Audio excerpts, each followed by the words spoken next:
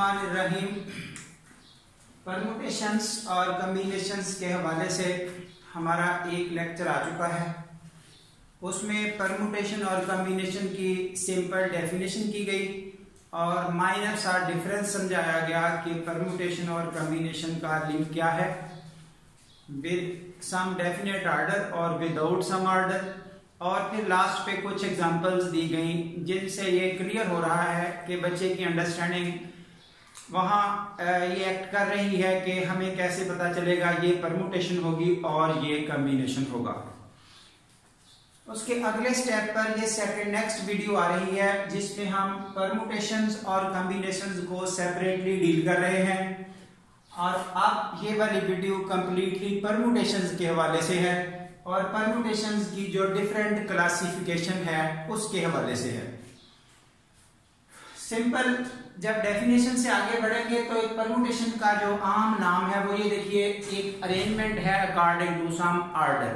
Order means अगर जरा सा भी दो जगह से इस तरह की इंटरचेंज कर दी जाए एलिमेंट की तो हमें एक नई चीज पहले से डिफरेंट मिले, ये है एक आर्डर। और अगर अरेंजमेंट चेंज करने से डिफरेंट चीज ना मिले वहां कम्बिनेशन होता है। तो इस वक्त जैसे कि 1 2 3 3 नंबर हैं, उनकी जरा सी जगह बदल दे 2 3 की ऐसे तो आपको डिफरेंट नंबर नजर आ रहा है। ये टोटल 6 नंबर्स बने अगर हम 3 एलिमेंट को यूज करते हैं। तो हमारा इस वक्त जो काम है ये तादाद के हवाले से होगा कि कितने बनाए जा सकते हैं ऐसे नंबर, इनकी डिफरेंट अरेंजमेंट्स कितनी बनाई जा सकती हैं तादाद में। तो ये 6 नजर आ रही हैं। वाया फार्मूला इसका सलूशन है ये 3 एलिमेंट को देखते हुए 3 का factorial which is equal to 6। अब इससे आगे बढ़ाया जा रहा है काम। बेसिक्स के बाद परमुटेशंस की जो फर्दर क्लासिफिकेशन है वो 2 हिस्सों में डील की जा रही है। नंबर 1 नॉन रिपीटेड डाटा अगर सामने हो, नंबर 2 रिपीटेड डाटा सामने हो। अब नॉन रिपीटेड और रिपीटेड डाटा का फर्क क्या है, ये देखिए, जो डिफरेंट लेटर्स आ रहे हैं किसी इंग्लिश वर्ड के साथ, उनमें कोई जो अल्फाबेट है वो रिपीट नहीं हो रहा, ये सब के सब डिफरेंट है। जैसे ग्रुप है, क्वेश्चन है, पेंसिल है, ऐसे आर्टिकल होगा, कोई और वर्ड जितने भी आप ले सकते हैं जिसमें ये सब के सब डिफरेंट लेटर्स यूज हो रहे हो। उसके बाद रिपीटेड डाटा का मीनिंग वो सामने है, जैसे एडिंग है, सक्सेस, पनामा, कोई और मरी, इस तरह किसी भी चीज की बात आप करें तो आपको इन लेटर्स में रेपिटेशन नजर आए। हाँ जी, अब इस नॉन रिपीटेड डाटा को कैसे डील करना है, रिपीटेड डाटा को कैसे डील करना है, ये हमारा आज का यहां लेक्चर है। नॉन रिपीटेड डाटा, पेंसिल से कितने डिफरेंट वर्ड्स बनाए जा सकते हैं अगर इनकी जगह चेंज कर दे जाए और तमाम के तमाम लेटर्स यूज किए जाएं। तो टोटल पेंसिल के जो लेटर्स हैं these are 6, solution is 6 factorial. Group के 5 लेटर्स हैं 5 फैक्टोरियल।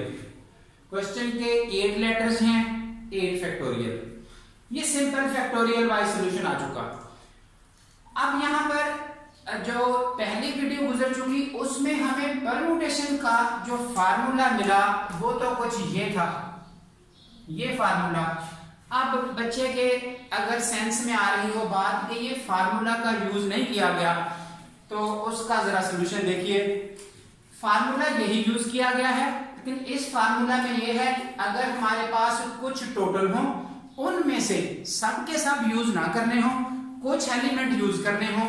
जैसा कि ये देखिए question, how many words can be formed from the letters of the word, ये पेंसिल, ऊपर भी पेंसिल का वर्ड था, वही पेंसिल फिर लिखा, इफ 4 लेटर्स आर यूज्ड, यानी कि इन 6 में से कोई 4 यूज करने हैं।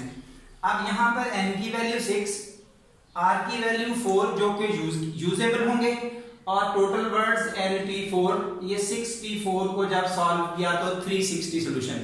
यहां पर क्या था, अवेलेबल भी उतने ही हैं, यूजेबल भी उतने ही हैं, यानी कि n और r की वैल्यू सेम है।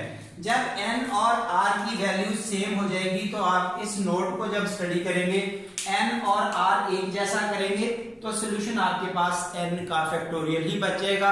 इस तरह से आप शॉर्टली इन रिजल्ट्स को लिख सकते हैं। उसके बाद अगर वर्ड्स रिपीटेड आ जाएं, जैसा कि ये पोजीशन है, तो फिर क्या पोजीशन उसका सोल्यूशन अवेलेबल होगा। फार्मूला कौन सा यूज करेंगे, तो उसमें ये देखिए, अगर टोटल n है उसमें से कुछ लेटर्स ऐसे हों जो p टाइम रिपीटेड है, कुछ ऐसे हों जो q टाइम रिपीटेड है, यानी कि कुछ ना कुछ रिपीटेड एलिमेंट आ रहे हों, तो उसका सोल्यूशन क्या होगा। ये सो ऑन जितने भी डाटा में मौजूद हो रिपीटेड वर्ड सब का सोल्यूशन है। टोटल वर्ड्स लिखने का तरीका होगा, जो ओवरऑल टोटल वहां पर लेटर्स हैं वो n ऊपर आ जाएगा, नीचे जितने कोई एलिमेंट जितनी दफा रिपीट हो रहे हो, जैसे p are alike, q are alike, यानी कि p एक जैसे, q एक जैसे, r एक जैसे एंड सो ऑन। अब इस फार्मूला का सोल्यूशन क्या है, इस ऊपर वाले का फैक्टोरियल यहाँ, नीचे जितने भी हैं सब के अलग अलग फैक्टोरियल्स।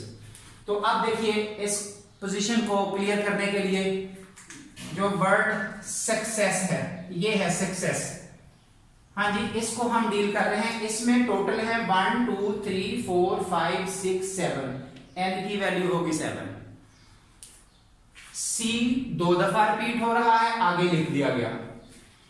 S 3 टाइम रिपीटेड हो रहा है, वो लिख दिया। जो रिमेनिंग है E और U वो एक एक दफा आ रहे हैं, वो ऐसे ही बता दिए। हाँ जी, टोटल वर्ड्स इस फार्मूला के मुताबिक ये हो गया 7 3 2, वो जो 1 1 थे वो भी लिख दिए।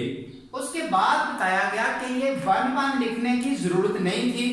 ये क्यों जरूरत नहीं है, क्योंकि जब डिनोमिनेटर में हम 1 का फैक्टोरियल लिखेंगे वो तो 1 ही होता है, इसलिए उसको बार बार लिखने की जरूरत नहीं है।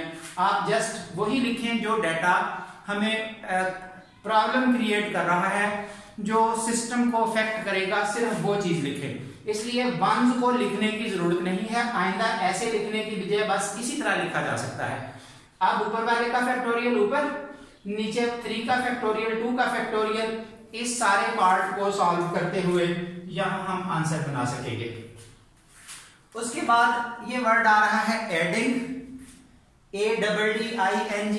हाँ जी, इसमें टोटल है ये 6, उसमें D 2 टाइम रिपीट हो रहा है, रिमेनिंग वंस रिपीट हो रहे हैं, सो टोटल वर्ड्स 6 2। ये देखिए अब साथ 1 1 1 नहीं लिखा गया। 6 का फैक्टोरियल, 2 का फैक्टोरियल, सोल्यूशन हो गया 360। के बाद पनामा वर्ड है, उसमें इसी तरतीब से टोटल 6, उसमें A 3 टाइम आ रहा है, वो लिखा। ऊपर वाले का ऊपर फैक्टोरियल, नीचे वाले का नीचे फैक्टोरियल, सिंप्लीफाई करते हुए 120 इसका सोल्यूशन आ गया। ये आपके पास रिपीटेड और नॉन रिपीटेड डाटा के हवाले से परम्यूटेशंस का एक यूज बताया गया। इसके इंशाल्लाह नेक्स्ट वाले वीडियो में अब क्या आएगा, conditional permutations. Conditional permutations mean, जैसा कि अभी यहां पे आपको बात कर दी जाए, से इससे कितने लेटर्स बनाए जा सकते हैं अगर Q को शुरू में ही रखा जाए। इस एडिंग से कितने वर्ड्स बनाए जा सकते हैं अगर 2 D's ऑलवेज टुगेदर हो, 2 D's सेपरेट हो आपस में। ये इस तरह का यानी कि वर्ड कंडीशन कह दिया है। कोई और ऐसा हो सकता है, से 3000 से या 3 लाख से लार्ज नंबर कितने बनाए जा सकते हैं अगर गिवन डाटा यहां पर अवेलेबल हो, लाइक दिस। यानी कि ये हमारा नेक्स्ट वाला इंशाल्लाह अभी आर्टिकल मिल जाएगा आपको, जिसमें ये कंडीशनल परम्यूटेशंस की बात की जाएगी। तो कंडीशनल के हवाले से यानी कि जो डिस्टर्बेबल डाटा है ज्यादा, वो कंडीशनल के हवाले से ही होता है। जाहिर है अगर हम डायरेक्ट कंडीशनल को यूज करते हैं तो फिर ये चीजें जब पता नहीं होंगी बच्चे को, कंडीशनल अंडरस्टैंडिंग में नहीं आता। इसलिए पहले ये बेसिक्स बताई जा रही है, साथ साथ के बच्चे को कम से कम वर्किंग आती हो, उन फार्मूलों से वो बच्चा फेमिलियर हो। लास्टली वीडियो पसंद आए तो इसको आप आगे शेयर करें और चैनल को सब्सक्राइब करें, लाइक करें। अगर कोई किसी भी जगह प्रॉब्लम है, फीडबैक में आप बता सकते हैं प्रॉब्लम अपना, और साथ साथ अगर किसी भी जगह लेक्चर में अंडरस्टैंडिंग का इशू हो, कोई और प्रॉब्लम हो तो जरूर डिस्कस करें।